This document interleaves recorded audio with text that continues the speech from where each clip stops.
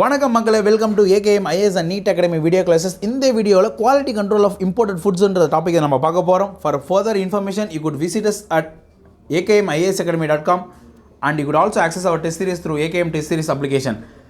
For further information, video classes and course details, you could call us at 9600111339 or 8838107804.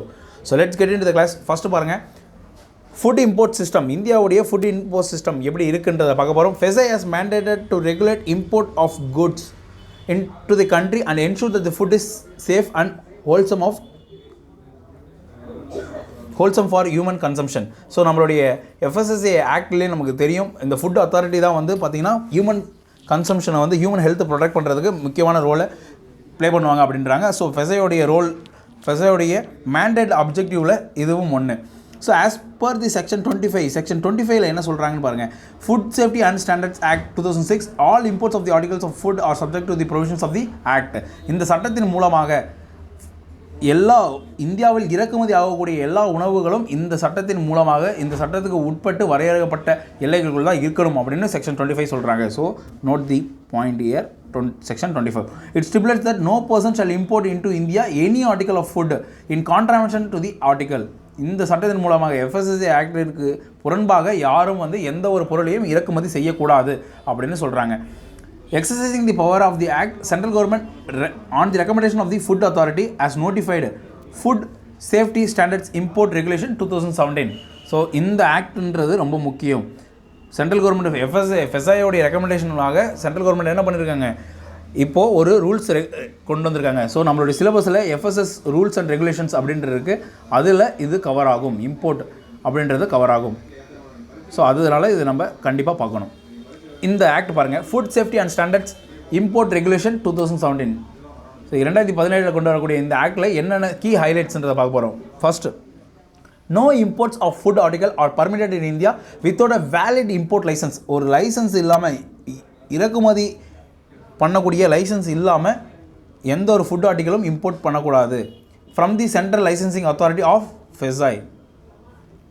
அதெல்லாம் வச்சுக்கோங்க, FSAIயில் இருக்கிறது import licence வாங்காமல் நம்ம import பண்ணக்கூடாது. The consignment of the food articles are referred to FSAI for clearance by the customs authorities through food import clearance system. பாருங்கள், இப்போது ஆக்சுவலாக ஒரு கப்பலில் வருதுன்னு வைங்களேன், அமெரிக்காவிலேருந்து கப்பலில் வரக்கூடிய ஃபுட்டு போர்ட்டில் வரும். அப்போ ஹார்பரில் இருக்கக்கூடிய போர்ட்டில் இருக்கக்கூடிய கஸ்டம் அத்தாரிட்டிஸ் என்ன பண்ணுவாங்க அப்படின்னா FSAIக்கு ரெஃபர் பண்ணுவாங்க. எதன் மூலமாக?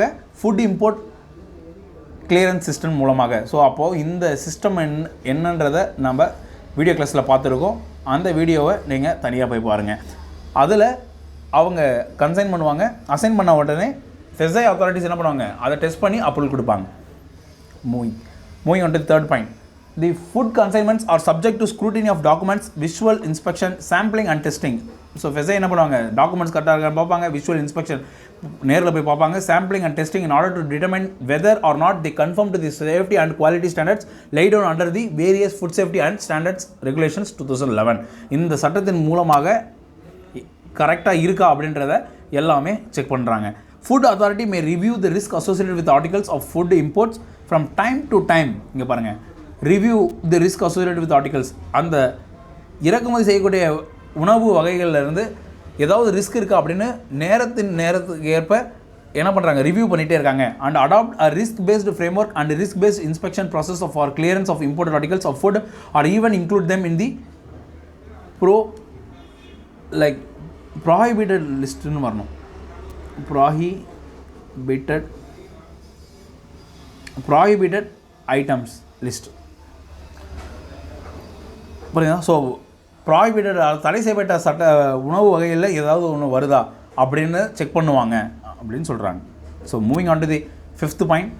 Powers and duties of the authorized officers notified for the purpose of food import clearance is prescribed under chapter 9 of this regulation. So இந்த ரெகுலேஷன்ஸில் சாப்டர் 9ல் என்ன பண்ணுறாங்க, authorised power and duties of authorised officers. So அந்த இம்போர்ட்டை இறக்குமதி செய்யக்கூடிய உணவுகளை வந்து யார் வந்து அங்கீகாரம் கொடுக்கணும், யார் வந்து செக் பண்ணலாம் அப்படின்றக்கூடிய அந்த கிளாரிட்டியை சாப்டர் 9 நமக்கு கிளாரிஃபை பண்ணுது. ஸோ சிக்ஸ்த்து பாருங்கள், in case of imported packaged food consignments special dispensation of the rectification of labels is provided under reg 6 class 4 of FSS import regulation 2017. So imported packaged ஃபுட்டாக, அதாவது back பண்ணியிருக்கக்கூடிய ஃபுட்டாக இருந்துச்சு அப்படின்னா அவங்க என்ன பண்ணணும், அந்த லேபிளில் ரெக்டிஃபிகேஷன் ஆஃப் லேபிள்ஸில் வந்து பார்த்திங்க அப்படின்னா டீட்டெயில்ஸாக ப்ரொவைட் பண்ணியிருக்கணும். அதோடைய டீட்டெயில்ஸ்லாம் என்னென்ன டீட்டெயில்ஸாக ப்ரொவைட் பண்ணணும், என்ன இன்க்ரீடியன்ஸ் எப்படி இருக்கணும், என்ன எங்கே மேனுஃபேக்சர் பண்ணாங்க, என்ன லைசன்ஸ் இருக்குது அப்படின்றதெல்லாம் இந்த சட்டத்தின் மூலமாக section 6 subclause 4 of FSS import ரெகுலேஷன்ஸில் சொல்லியிருக்காங்க. ஸோ ஏழாவது பாருங்கள், provisional no objection certificate. Provisional no objection certificate can be issued for certain types of imported food containments without waiting for the analysis report from the lab on the basis of an undertaking from the importer prescribed under chapter 5 of this regulation. பாருங்க, chapter 5 of the regulations மூலமா அந்த இந்த regulations இருக்கக்கூடிய chapter 5ல என்ன சொல்கிறாங்க அப்படின்னா, ஒரு undertaking food business operator வந்து ஒரு அண்டர்டேக்கிங் எடுத்திருந்தாங்க அப்படின்னா, உறுதிமொழி எடுத்திருந்தாங்கன்னா நோ அப்ஜெக்ஷன் சர்டிஃபிகேட் வாங்கிறதுக்கு அவசியம் தேவை இல்லை. புரியுதுங்களா? அவசியம் இல்லை அப்படின்றாங்க. Moving on to the 8th, importer can apply for the retest if the sample is found conforming to the food safety standards by the primary laboratory. So importer can apply for retest. இதுதான் முக்கியம். இப்போ test பண்ணுறாங்க, primary லெபார்ட்டரியில் test பண்ணுறப்போ அது fail ஆகிடுச்சு. அப்போ என்ன பண்ணுவாங்க, அதை வந்து நெக்லெக்ட் பண்ணாலுமே அந்த இறக்குமதியாளர் இருக்கார் பார்த்தீங்களா, அவர் திரும்ப ரீடெஸ்ட் பண்ணுங்கள் அப்படின்றது அப்ளை பண்ணலாம் அப்படின்ற அந்த உரிமை அவருக்கு இருக்குது அப்படின்றாங்க. Moving on to the 9th one, requirement of non objection certificate. No objection certificate from FSSAI is exempted under following conditions by submitting an undertaking in chapter 4 of FSS import regulations. So no objection certificate வாங்குறதுக்கு exemptions என்னென்ன இருக்குன்றதை நம்ம பார்க்க போகிறோம். என்னென்ன பார்ட்டிகல்ஸுக்கு அப்படின்னா, articles of food imported for personal consumption. ஒரு தனிநபருடைய கன்சம்ஷனுக்கு இம்போர்ட் பண்ணுறாங்க அப்படின்னா அவங்க நோ அப்ஜெக்ஷன் சர்டிஃபிகேட் வாங்கணுன்ற அவசியம் கிடையாது. அடுத்து செகண்ட் பார்த்திங்க அப்படின்னா, imported food consignment மென்ட் for display purpose in trade fair or exhibition. இப்போது இந்தியாவில் ஒரு எக்ஸிபிஷனோ இல்லை ட்ரேட் ஃபேரோ நடக்கும்போது அதுக்கு ஒரு இம்போர்ட் பண்ணுறாங்க, இறக்குமதி பண்ணி அந்த டிஸ்பிளே பண்ணுறதுக்கு மட்டும், விற்பனைக்காக கிடையாது, டிஸ்பிளே காட்சி பொருளாக மட்டும் வைக்கிறதாக இருந்துச்சுன்னா அவங்க நோ அப்ஜெக்ஷன் சர்டிஃபிகேட் FSSAIலேருந்து வாங்கணுன்ற அவசியம் இல்லை. மூன்றாவது பார்த்திங்க அப்படின்னா, imported food consignment meant for research and development purposes. So அமெரிக்காவில் வந்து இப்போ புதுசாக ஒரு கோழி வகையை கண்டுபிடிச்சிருக்காங்க, அதை இங்கே ரிசர்ச் பண்ணுறதுக்காக நம்ம இம்போர்ட் பண்ணோம் அப்படின்னா நோ அப்ஜெக்ஷன் சர்டிஃபிகேட் வாங்கணும்னு அவசியம் கிடையாது. நான்காவது பார்த்திங்க அப்படின்னா, imported food consignment meant for sports events. இப்போ ஒரு சேவல் இருக்குன்னு வைங்களேன், ஆடுகளம் மாதிரி சேவலுக்கு சண்டை நடக்குது, அந்த சேவல் சண்டைக்கு நம்ம ஒரு சேவலை வந்து இம்போர்ட் பண்ணுறோம் அப்படின்னா அதுக்கு நம்ம நோ அப்ஜெக்ஷன் சர்டிஃபிகேட் வாங்கணும்னு அவசியம் கிடையாது. Imported food consignment மென்ட் for 100% export and ரீஎக்ஸ்போர்ட்.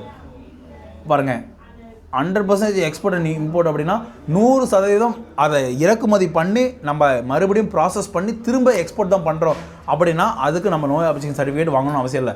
ஆனால் உள்நாட்டு சந்தையில் அந்த பொருள் வந்து சந்தைக்கு உட்படுத்தப்படுது அப்படின்னா அவங்க சர்டிஃபிகேட் வாங்கி தான் ஆகணும். இப்போ இந்த 5க்கும் நமக்கு என்ன பண்ணலாம், நோ அப்ஜெக்ஷன் சர்டிஃபிகேட்ன்றதை வாங்கணுன்ற அவசியம் கிடையாது. So how to obtain import license, எப்படி வாங்கணும்னு கேட்குறாங்க. So for obtain food import license the applicant and prospective importer requires a valid import export code is issued by the Director General of Foreign Trade. நல்லா நான் வச்சுக்கோங்க, ministry of காமர்ஸில் இந்த director general of foreign trade அவர் தான் என்ன பண்ணுறாங்க, import export code கொடுக்குறாங்க. அந்த கோடை வாங்கியிருக்கணும், இறக்குமதியாளர் கோடு வாங்கியிருக்கணும் அப்படின்றாங்க.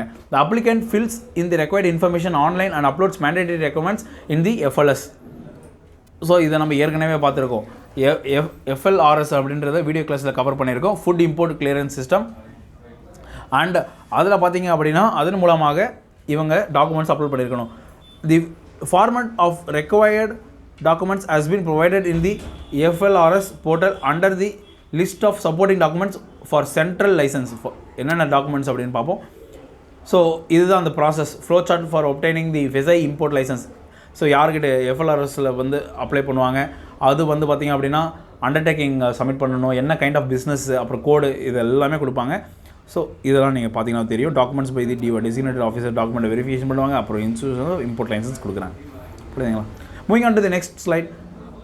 The importer is to scan the documents and upload them in PDF format with an annual fee of rupees. இங்க பாருங்க இதுதான் ரொம்ப முக்கியம். எவ்வளோ ஃபீஸ்ங்க? 7500 payable for the import license. இறக்குமதி லைசன்ஸ்க்கு 7500 வாங்குறாங்க. The importer can apply for license for a period of 1 year and up to a maximum of 5 years. ஒரு வருஷத்துலேருந்து 5 வருடம், மேக்ஸிமம் 5 வருடம் வரைக்கும் என்ன பண்ணலாம்? அவங்க லைசன்ஸுக்கு அப்ளை பண்ணலாம் அப்படின்றது இங்கே ரொம்ப முக்கியம். As per the Food Safety Standards Licensing and Registration of Food Business Regulation 2011, இதன் மூலமாக இப்போ லைசன்ஸ் அந்த இம்போர்ட்டர் லைசன்ஸுக்கு பார்த்தீங்களா, அந்த லைசன்ஸுக்கு இந்த rules. A license shall, subject to the provisions of the regulations, shall be issued by the concerned licensing authority. பாருங்க, licensing authority என்ன பண்ணுறாங்க? இஷ்யூ பண்ணலாம் within a period of 60 days, 60 நாட்களுக்குள்ள. எதுலேருந்து? From the date of issuance of the application ID number. So நீங்கள் ID submit பண்ணுறப்போ உங்களுக்கு ID number வந்திருக்கும். அந்த ஐடி நம்பர்லேருந்து 60 நாளுக்குள்ளே இவங்க என்ன பண்ணணும்? லைசன்ஸை இஷ்யூ பண்ணணும். இஷ்யூ பண்ணலாம் இல்லை ரிஜெக்ட் பண்ணணும். அதுக்குள்ளே அவங்க பண்ணியிருக்கணும் அப்படின்றாங்க. Which is generated after the successful completion of the application and uploading the required documents by the importer. Next, the importer shall have to fulfill the following conditions subsequent to the obtaining import license. என்னென்ன கண்டிஷன்ஸ்லாம் பண்ணணும் அப்படின்னு அவர் வந்து obey பண்ணணும் அப்படின்னா, inform authority about any change or modification in activities and or content of the license. So for example, இப்போது மாம்பழத்தை வந்து நான் இம்போர்ட் பண்ணுறேன் அப்படின்ற லைசன்ஸ் வாங்கிட்டு நான் வந்து அனிமல்ஸ் எல்லாம் இம்போர்ட் பண்ணிகிட்டு இருக்கக்கூடாது. ஸோ இந்த மாதிரி எதனா ஒரு சேஞ்ச் ஏற்பட்டுச்சு அப்படின்னா அவங்க அந்த என்ன பண்ணணும்? இம்போர்ட்டர் வந்து லைக் அவருடைய டீட்டெயில்ஸை சப்மிட் பண்ணியிருக்கணும், இன்ஃபார்ம் பண்ணணும். The importer must file annual return in Form D1 as per the conditions in the license mentioned in the FSS Licensing and Registration of the Food Business Regulation 2011 and submit it to the concerned regional office of FSI designated officer. So import பண்ணக்கூடிய ஃபுட்டில் வரக்கூடிய வருமானம் இருக்குது பார்த்தீங்களா, annual return அதை file பண்ணணும் அப்படின்றாங்க. அதை வந்து டெசிக்னேட்டட் ஆஃபீஸர் முன்னாடி on before 31st May.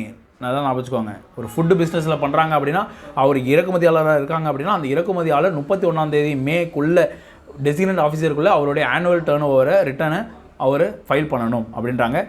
For each class of the food handle during the previous financial year.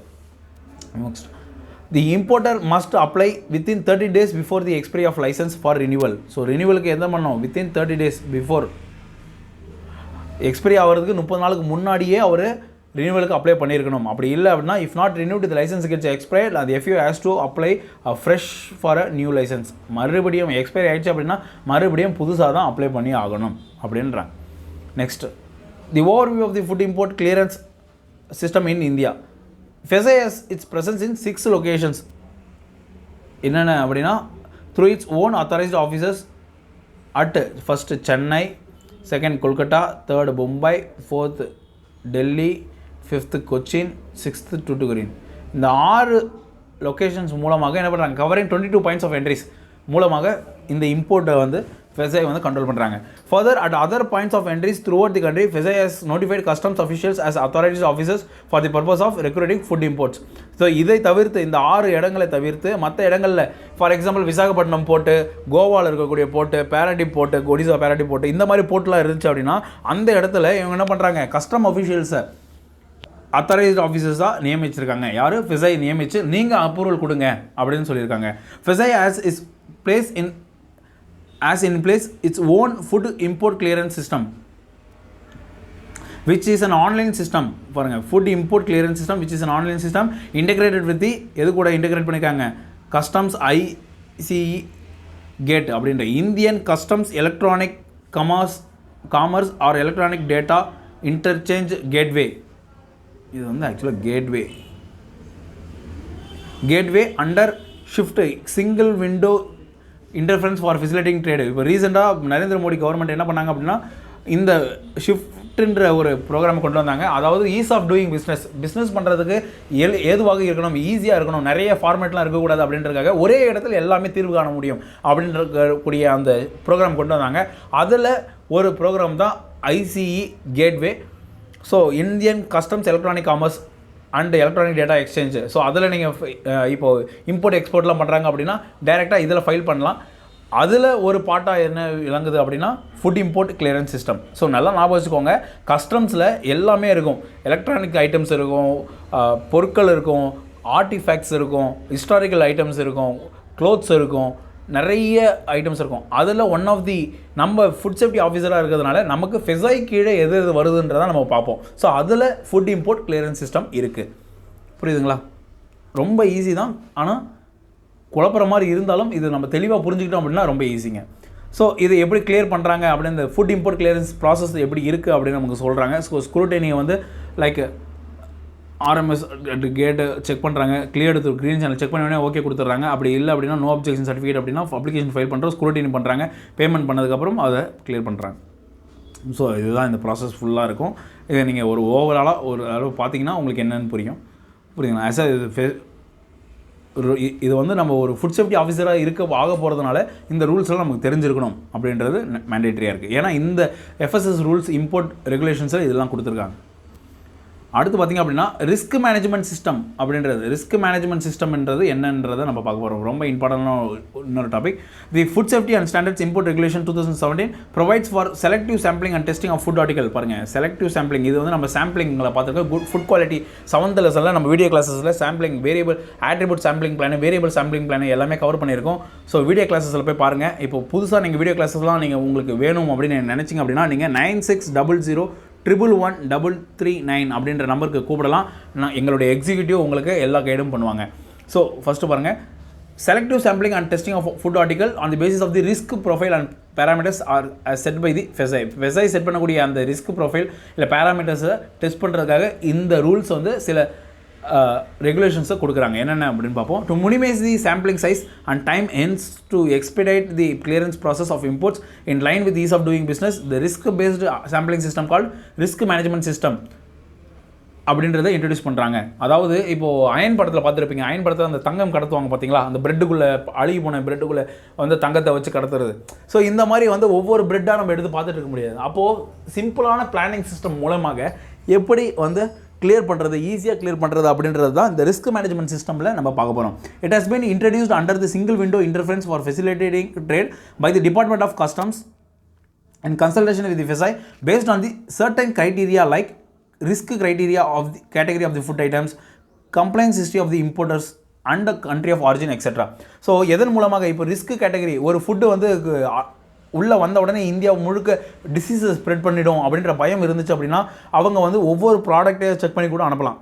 இப்போ ரிஸ்க் கேட்டகரி மாம்பழத்தினால இப்போது கலிஃபோர்னியா ஆப்பிள்னால பெருசாக எந்த ஒரு எஃபெக்டும் வரப்போகிறது இல்லை அப்படின்னா அவங்க ஈஸியாக கிளியர் பண்ணுறாங்க. அதே மாதிரி இம்போர்ட்டர் அந்த இறக்குமதியாளர் இருக்கார் பார்த்தீங்களா, அவர் எதனா ஃப்ராடுத்தனம் பண்ணியிருக்காரா இல்லை அவரால் எதனா பிரச்சனை வந்திருக்கா, அவருடைய ஹிஸ்ட்ரியை பொறுத்தும் கிளியரன்ஸ் இருக்குது. அதே மாதிரி கண்ட்ரி ஆஃப் ஆரிஜின் எந்த கண்ட்ரிலேருந்து வருது, நம்மளுடைய பகை நாட்டிலேருந்து வருதா இல்லை நண்பர்கள் நாட்டிலேருந்து வருதா அப்படின்றத பார்த்தும் கிளியர் பண்ணுவாங்க அப்படின்னு சொல்கிறாங்க. ஸோ இது எல்லாமே அந்த ரிஸ்க் மேனேஜ்மெண்ட் சிஸ்டம். ஏன் நாளைக்கு நீங்கள் ஒரு அத்தாரைஸ்ட் ஆஃபீஸராக இருந்து நீங்கள் டக்குன்னு சைன் பண்ணி கொடுத்து அதிலேருந்து பெரிய ஒரு கொரோனா மாதிரி எதனா ஒன்று வந்து புரியுதுங்களா, இந்தியா முழுக்க உலகம் முழுக்க பாதிப்படைந்து அது வேரியண்ட் ஒமைக்ரான் டெல்டா ஒமைக்ரான் அப்படின்லாம் மாறி வந்துச்சுன்னு வைங்க, எல்லாரும் உங்களை தான் திட்டுவாங்க.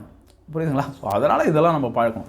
So RMS has been introduced to encourage and incentivise self complaint importers. Complaints அது ஆக்சுவலாக செல்ஃப் கம்ப்ளைண்ட் இம்போர்ட்டர்ஸ் வந்து அதாவது வாலண்டியராக அவரே என்ன பண்ணுறாரு, கம்ப்ளைண்ட்ஸ் பண்ணிக்கிறது. ஸோ நான் வந்து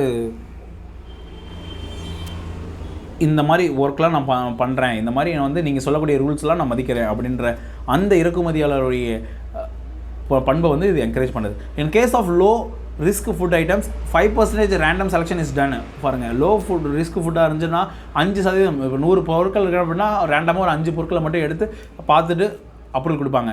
Provided earlier 5 consecutive consignments of the same product imported by the same importer have complied with the FSS regulations. So ஒரு லோ ரிஸ்க் ஃபுட்டு இருந்துச்சு அப்படின்னா அது 5% எடுக்கிறதுக்கு முன்னாடி ஒரு 5 தடவை அவர் என்ன அந்த அதே ஃபுட்டை அதே இம்போர்ட் பண்ணியிருந்தாங்க, செக் பண்ணிகிட்டு இருக்காங்க அப்படின்னா செக் பண்ணிகிட்டே இருந்திருக்கப்போ இப்போ கடைசியாக 6 டைம் என்ன பண்ணுவாங்க, 5% மட்டும் செக் பண்ணுவாங்க. அதுக்கு முன்னாடி வந்து 10%, 20% எப்படி 5 தடவை இருக்குது பார்த்தீங்களா, இதில் வந்து எவ்வளோ வேணால் அவங்க செக் பண்ணியிருக்கலாம். ஆனால் 6th ஒரு 5 தடவைக்கு மேலே வந்து அவங்க 5% மட்டும் தான் செக் பண்ணுவாங்க.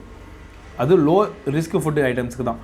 In case of high risk items, if 5 consecutive consignments imported by the same importer have complied with the FSS regulations, then only 25% of the next 20 consignments of the same products imported by the same importer are sampled. இப்போ high ரிஸ்க்காக இருக்கக்கூடிய ஒரு item வந்து ரொம்ப high ரிஸ்க்காக இருக்குது அப்படின்னா ஒரு 5 தடவை அவர் வந்து எல்லாமே ஏன்னா ஹை ரிஸ்க்காக இருக்கப்போ எல்லா ப்ராடக்ட்டையும் செக் பண்ணி அனுப்புகிறாங்க.